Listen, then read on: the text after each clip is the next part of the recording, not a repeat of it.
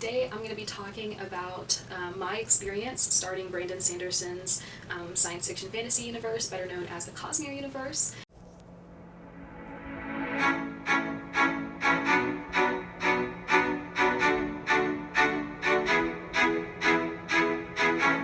So I chose to start with Elantris because I really enjoy starting with an author's first published work because I feel that you just go on a journey with them artistically and you see how their style evolves and changes and what's the same, and I like really following all those threads to the most recent project that they have out. So right off the bat, I actually had to get a notebook out and I had to take down notes of everything that's happening because the world building is pretty, I wouldn't say super intense because it doesn't have like a dense feel to it. Like, it's not very wordy. It's a lot more straightforward than I thought it was going to be. However, it's definitely using the style of fantasy where you're not really explaining what things are. You're just explaining it through context. Like, for example, he says Arteth, and you kind of are supposed to know that's a priest after a tiny bit. I don't know, it's like they finally tell you at the end, but you have to go through like a whole chapter not knowing what this word is. So I've taken to writing everything down, having like a little definition guidebook. So I think this book has like one of the best openings I've ever read. I feel like sometimes fantasy prologues is usually, to me, it's like, or the ones I've read at least, it's usually like something that happened in your main character's past. It's like a memory or something, and you're not really sure like why it's relevant yet, and that's going to be revealed to you 200 pages into the story, or it's just like a, George R. R. Martin or J.K. Rowling type of, character you never see again, but it kind of sets up like this bigger world. This prologue was not like that. To me, it was almost as if Brandon Sanderson was pitching his novel to me, and I really liked it. It was very tight. It was very engaging. It very much like captured my attention. The Sha'ad could take a beggar, craftsman, nobleman, or warrior. When it came, the fortunate person's life ended and began anew. He would discard his old, mundane existence and move to Elantris. Elantris, where he could live in bliss, rule in wisdom, and be worshipped for eternity. Eternity ended 10 years ago. I know his pen was on fire when he wrote that. So the first character we meet is the crown prince of this country where the city of Elantris is in. And his name is Prince Raoden, which made me think of two things. One, and two, King Theoden. Theoden King, which is like one of my favorite names to say ever. I really like the names of this book because they're very fun to say. So, Prince Raoden, except I don't know how to say the country. It's like Arelon? Someone let me know. I did try to look up a pronunciation guide for some of these, but it's like slipped my mind already. The way that this character's chapter starts off is also with an iconic line. Like, I'm only 60 pages in, and there's so many iconic lines in this book. The chapter starts off, Prince Raoden of Arelon awoke early that morning, completely unaware that he had been damned for all eternity. If that doesn't get you hooked, I don't know what will. So I kind of like Prince Raoden. I kind of feel like he's not really a fully developed person or character yet. When we meet him, like, he's literally like ringing the bell for a servant, and he's calling out for a servant, or he's just like, kind of waiting to be, waited on hand and foot. And it turns out that he is undergoing this transformation that is basically now a curse, that he's an Elantrian.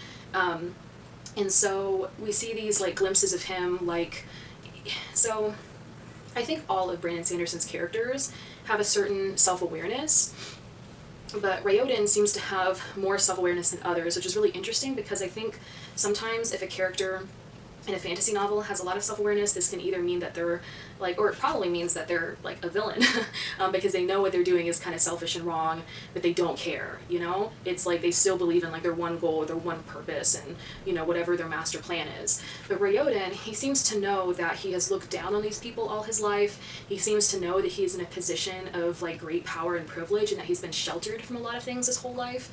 And now he is like self-aware enough to know that like he can't fall to the self-pity. He has to like pick himself up and like, see if he can survive really. And he's like, gonna accept this new life behind this prison wall essentially.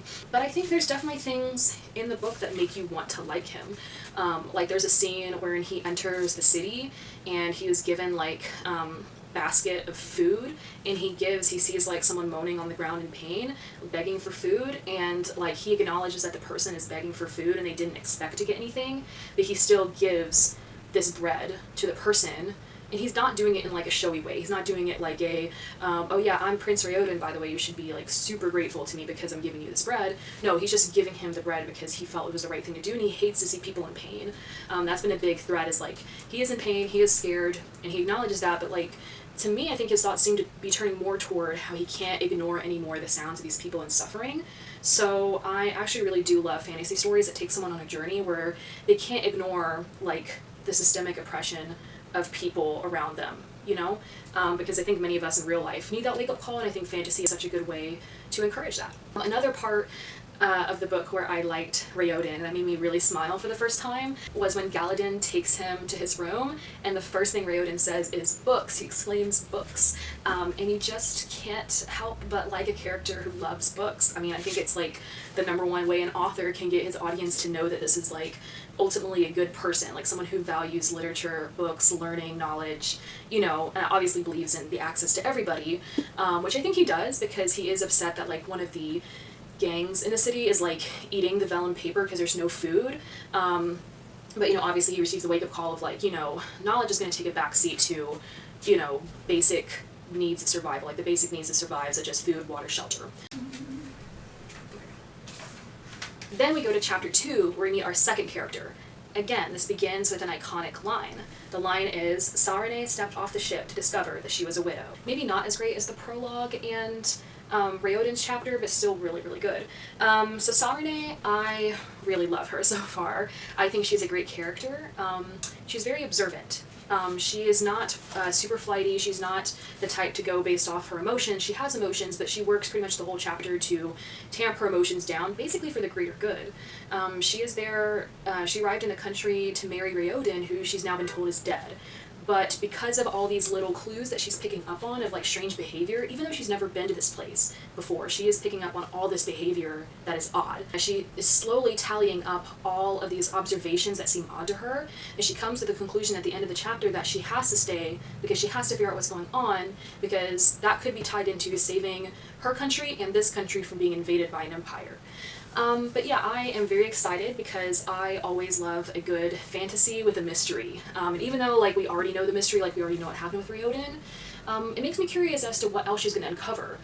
You know, I've been told that Brandon Sanderson loves to subvert expectations, so I feel like the expectation would just be that she just discovers, you know, what's happening to Elantris and what they do to people who are now cursed. But I feel like the subversion of that, she's actually going to uncover a lot more, so we'll see. Okay, and the third chapter introduces our third and I believe final main character. So chapter 3 starts, none of Arlen's people... Police sirens... It's gonna be like 50 police sirens today where I live. Okay. So chapter 3 starts with, none of Arlen's people greeted their savior when he arrived. It was an affront, but not an unexpected one. Okay, so right off the bat, I'm like, oh, their savior? Oh, the first thought I had was like, wow, like this is someone who's here to do good. And then the second thought I had, which kind of ended up being the more accurate one, was that is a very egotistical thing to think. Chapter 3 introduces us to this character named Hrathen. Hope I'm saying that right. But Hrathen is basically from the empire or country that is planning on invading Sarene's country and planning on invading Raoden's country. So that's why Sarene is there, to try to form this alliance. They can combat or defend themselves from this empire. Fjordell? It's in the book.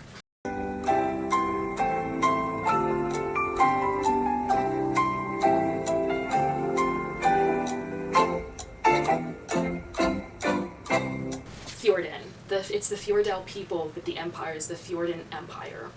So I thought this chapter was the most interesting one yet because I thought it was so insane.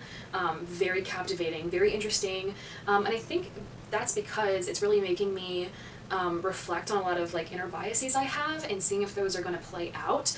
Because essentially, if there's someone who's coming to your land whose sole purpose is to convert the people because they're going to invade and pillage them if they don't convert to this religion, I mean, most people is like, okay, you're the bad person, like, you're the bad guy, villain, immediately, jail. But I don't know what Hrathen's motivations really are, because he outright says in the book that he does not like religious zealots or religious fervor, but that they're tools that can be used to basically further whatever plan you have. So, you know, we're not really told what his motivations are, except that it's not that he has, like, the extreme fervor belief in this god that they all do, but he is very calculating. He is very, he seems to really like respect, and he seems to really like people bowing down to him and, like, pledging themselves to him, but he does it in such a calculating way that I almost think the motivations could be political. But then he always ties it back to the god. Like, they do say about his character that he doesn't really believe in having material goods, and a lot of times, like, corrupt politicians, like, the reason why they're so corrupt is because they want money. They want, like, their big vacation homes or whatever, you know? He seems to not want any of that. Like, his most prized possession is this letter that was given to him telling him he has 3 months to save the people of Arelon. One of the craziest parts of the book to me so far, and it actually made me sit up in bed, I was so stunned. Hrathen walked to his desk and slid another envelope, outwardly identical to the one he had given Fionn, from his letter bag. He held it for a few moments, then turned it to one of the desk's candles. The words it held, condemning Arteth Fionn as a traitor and an apostate, would never be read, and the poor, pleasant Arteth would never know just how much danger he had been in. That blew my mind. I was not the same after reading that. So now I am very wary of this man, but very excited. I'm very interested in seeing where Hrathen's character will go, whether he will develop for evil or for good. I really think there's a 50-50 chance at this point.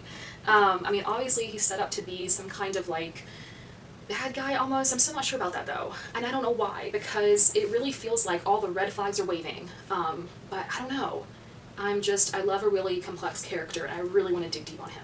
It kind of scares me a little bit that him and Sarene are in the same town, essentially, and they're going to be, like, you know, trying to kind of infiltrate in their own way, so I wonder if, like, her investigation will cross over with his mastermind plan of converting all these people. I think my plan for right now is to finish part 1, which part 1 actually seemed like a lot of pages, so I may do half of part 1, because I believe part 1 is around 200 pages, and then part 2 and part 3 are more, it's like, I think each part for that is like 100 pages. But who knows? We'll see. Like, I think I'll kind of feel out when is a good stopping point to update about my thoughts on the book and where I think it's going and how I'm liking it so far.